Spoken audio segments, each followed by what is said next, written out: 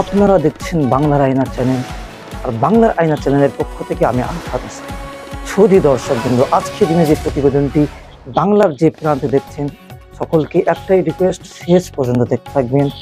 আর এই মুহূর্তে যে বিষয়টি খুবই চাঞ্চল্যকর ছড়িয়েছে এবং খুবই আতঙ্কিত ছড়িয়েছে বললেই, যেমন SIR, যেমন NRCর হাওয়া উঠেছিল, আরো অনেক কিছু আমরা পূর্বে দেখেছি। এই বর্তমানে একেবারে দেখতে পাচ্ছি শাসক দল আর কেন্দ্রীয় দল দুজনাই কিন্তু SIR নিয়ে সাধারণ মানুষের মধ্যে একটা ভয়ের সৃষ্টি করেছে এবং ভয়ের মধ্যে এবং চাঞ্চল্যকর হয়েছে বিষয়টি। চলুন SIR নিয়ে ভাঙর তথা গোটা বাংলার মানুষের উদ্দেশ্যে তিনি কি ভাষণ রেখেছেন এবং SIR কতটা ভয়ঙ্কর, বা আপনারা যদি SIR হয় তাহলে ক্ষতি হবে না উপকার হবে না অপকার হবে, এই বিষয় নিয়ে বিধায়ক নওশাদ সিদ্দিকী কিন্তু একেবারেই স্পষ্ট করে দিয়েছেন। চলুন সরাসরি আগে নওশাদ সিদ্দিকী তিনি এই বিষয় নিয়ে কি বলেছেন আগে শোনাবো। সংবিধানে ফান্ডামেন্টাল রাইটসের কথা বলা আছে। শিক্ষার আমাকে রাষ্ট্রকে দিতে হবে, আমি অসুস্থ আমাকে চিকিৎসা রাষ্ট্রকে দিতে হবে, আর দাবুত্ব আমাকে খাবার রাষ্ট্রকে দিতে হবে, আমার মাথার উপরে ছাদ নাই ছাদের অবস্থা রাষ্ট্রকে করতে হবে। এটা যেমন বলা আছে 51 ধারাতে সংবিধানে বলা আছে ফান্ডামেন্টাল ডিউটিসের কথা। আমারও কিছু কর্তব্য আছে, তাহলে আমি জাতীয়তাবাদী নাগরিক হব।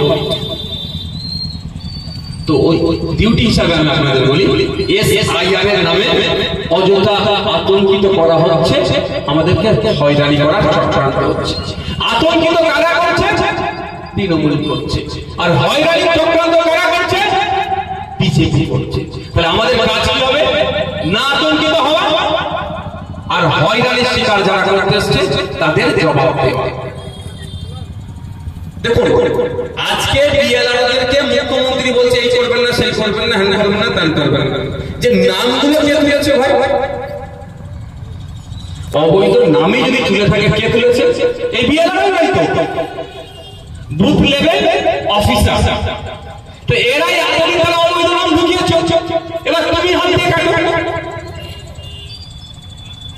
যেটা ভয়ের কারণ হচ্ছে দি ভোটার বা ডাউটফুল ভোটার, এটা আমাদেরকে নজর রাখতে হবে। আমরা বলেছি প্রয়োজনে ECI ইলেকশন কমিশন অফ ইন্ডিয়াকে আমরা সহযোগিতা করব। আমাদের এলাকায় দাদু মারা গেছে, বাপ মারা গেছে, এখন এসে কিছু ভোট ঠিক কবর থেকে দিয়ে দেয়, শ্মশান থেকে দিয়ে দেয়। ভোটের সময় দাদুকে বাবাকে পাওয়া যাবে, কবর থেকে উঠে এসেছে, নাহলে শ্মশান থেকে গিয়ে ভোট দিয়ে দিচ্ছে। সেই নামগুলো বাতিল করতে হবে না ভাই। ইটাহার আপনার বাড়ি মালদাতে শহরে উঠে চলে গিয়েছে, ওখানে ভোটার কার্ড বানিয়েছে, একটা তো ভাই ডিলিট করতেই হবে। এটা তো অসুবিধা কোথায়? ইটাহারও থাকে, কাজের সূত্রে মহারাষ্ট্র চলে গিয়েছে, ওখানে ভোটার কার্ড বানিয়ে ফেলেছে, একটা তো ভাই ডিলিট হবে। এর অসুবিধা কোথায়? অসুবিধা যে জায়গাটা সেটা হচ্ছে কি, প্রথম কথা হচ্ছে আতঙ্ক। আমাকে আতঙ্কিত করা হচ্ছে, ঠিক যেভাবে CA NRC আতঙ্কিত করেছিলেন না, সব নাকি তাড়িয়ে দেবে, কজনকে তাড়িয়েছি কারের ভাই একটু বলবেন? আর আমি কি বলেছিলাম? অমিত শাহ বাবার ক্ষমতা নাই, একটাও ভালো বলেছিলাম। আমি কিন্তু মামলা সুপ্রিম কোর্টে করেছিলাম CA NRC নিয়ে, এটা মাথায় রাখবেন। মোদী আমাকে টাকা দিচ্ছে, বিজেপি আমাকে টাকা দিচ্ছে, আর আমি আবার বিজেপির বিরুদ্ধে মামলা করছি। কি দিনকাল পড়লো ভাই। বলছি না আমাকে টাকা দিচ্ছে, আর ওদের প্রত্যেকটার বিরুদ্ধে আমি যে মামলা করছি। এই আপনাকে ওয়াকাফের বিরুদ্ধে মামলা করেছি, CA NRCর বিরুদ্ধে মামলা করেছিলাম, কিন্তু ওরা আমাকে টাকা দিচ্ছে, ওদের টাকাই ওদের বিরুদ্ধে মামলা করছি। বেশ ভালোই চলছে, বলো খেলা। যেটা সমস্যা, সংখ্যালঘু ভাইদেরকে সব থেকে বেশি ভয় দেখাচ্ছে। সংখ্যালঘু ভাইদেরকে আমি বলবো আতঙ্কিত হবে না, আমাকে একবার কি উত্তর দিতে হবে। আপনার দাদুরা বাংলাদেশ থেকে এসেছে? বলতে আসতে বলছেন কেন? বলা কেন নেই কেন? আপনার দাদুরা বাংলাদেশ থেকে এসেছে, পাকিস্তান থেকে এসেছে, আফগানিস্তান থেকে এসেছে, তাহলে ভয় পাচ্ছেন কেন? প্রথম কথা বলো, ভয় পাচ্ছেন কেন? আপনার শিকড় তো এখানকার, তাহলে আপনি ভয় পাচ্ছেন কেন? আপনার ভয় যদি লাগে, একটা জায়গায় আপনি শুনলে নেন, সেটা হচ্ছে ডকুমেন্টসের নামের বানানগুলো আছে।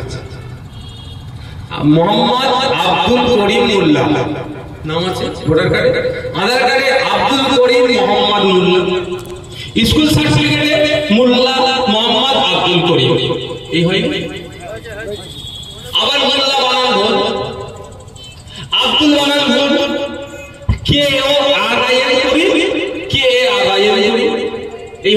এ হয়ে আছে তো ভাই, এটা ঠিক করে নেন। আর নাকে তেল দিয়ে ঘুমান, কি বললাম, এটা ঠিক করে নাকে তেল দিয়ে ঘুমান। আপনার বাড়িতে কাগজ আছে, আপনি খুঁজে পাচ্ছেন না, সেটা আপনার ব্যর্থতা। আজকে আপনাদেরকে আমি খুঁজবেন সে রাস্তাটা বলে দিচ্ছি। আচ্ছা, আপনারা যারা এখানে আছেন, যারা মুসলিম সম্প্রদায়, যারা বেশি ভয় পাচ্ছেন, ভয় খাওয়ানো হচ্ছে, ভয় পাচ্ছে না, ভয় খাওয়ানো হচ্ছে। আমি তো ভয় পাইনি, আমার কাছে আমার দাদুর ভোটার লিস্ট আছে, আমার কাছে সবার দাদুর ভোটার লিস্ট পাবে। ওই দেখুন, যারা একটু আপনাদের এখানে দেবে, যারা ছেলে খুলে দেবে, এ আছে না, কি বলে ওটাকে, সাইবার কাফে টাফে আছে, বা একটু ছেলে আপডেটেড ছেলে আছে, তাদেরকে বলবে সব বার করে দেবে। ভাই আমি বলবো, আমি অনুরোধ করবো, যারা জানেন পাশের লোকের সহযোগিতা করবেন, আতঙ্কিত হবেন না।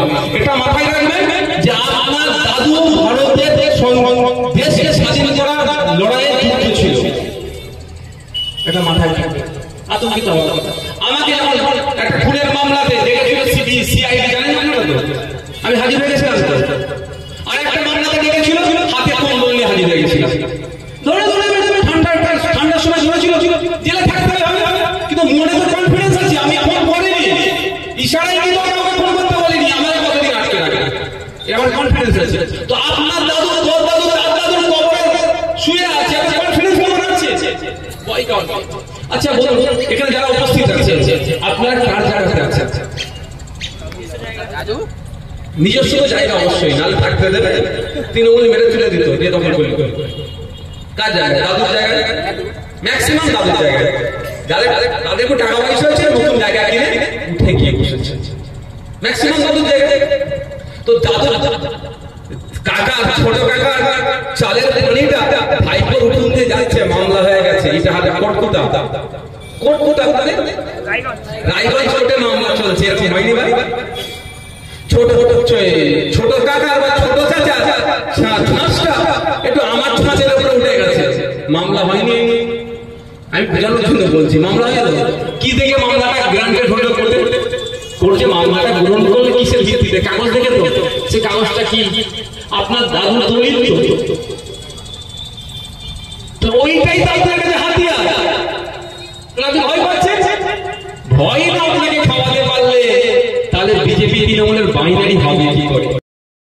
দর্শক বিন্দু, দেখলেন, শুনলেন নওশাদ সিদ্দিকী তিনি কি বলেছেন এবং মানুষের উদ্দেশ্যে কি ভাষণ দিয়েছেন, জাতির উদ্দেশ্যে কি ভাষণ দিয়েছেন। SIR নিয়ে চিন্তিত হওয়ার কোনো কারণ নেই, এমনটা কিন্তু তিনি বলেছেন একেবারেই ভরা মঞ্চ থেকেই। সামনে হাজার হাজার মানুষ তার বক্তব্য শুনেছেন এবং অনেকটা সাহস জুগিয়েছে তাদের মধ্যে। মূলত SIR এই নিয়ে কিন্তু, যেহেতু সামনে 26 সালের ভোট, আর প্রত্যেকটা ভাষণেই, প্রত্যেকটা মঞ্চে কিন্তু মাননীয়া তিনি এই SIR তুলে ধরছেন। আর সাধারণ মানুষ আতঙ্কের মধ্যে পড়ে যাচ্ছে যে হয়তো ভোটার লিস্ট থেকে আমাদের নাম বাদ যাবে।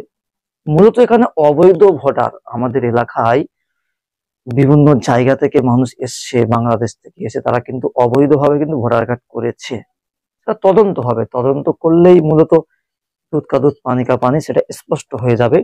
আর অবৈধ ভোটাররা তারাই পরিচিত পাকড়াও হবে। আর এখানে মূলত যারা আজীবন, যাদের বাপ দাদা আদি বাসিন্দা হিসেবে কিন্তু দেশ স্বাধীন করেছেন, তারা কিন্তু তাদের নাম হয়তো, নামের অক্ষর হয়তো ভুল হতে পারে, সেটা অবশ্যই সংশোধন হবে।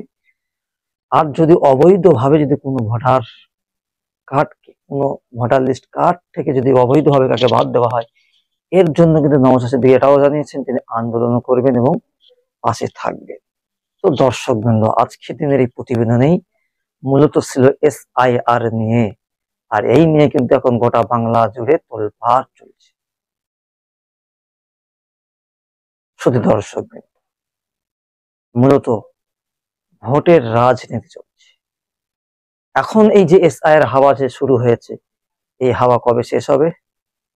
2025 নয়, একেবারে 26 বিধানসভা পর্যন্ত, ভোট, ইলেকশন, নির্বাচন পর্যন্ত এই হাওয়া চলবে। আর যদি আমাকে রাখতে পারেন, তাহলে হয়তো SIR হাত থেকে বাঁচতে পারবে, এমন বিভিন্ন মন্তব্য দেবে বা এমন বক্তব্য দিয়ে মানুষকে বোঝানো হবে। তো নওশাদ সিদ্দিকীর বক্তব্য আমরা শুনে যেটা স্পষ্ট বুঝতে পেরেছি, কোনো ভয় পাওয়ার কোনো কারণ নেই, তবে যে ভুলগুলি রয়েছে সেটা সংশোধন করে নিতে হবে।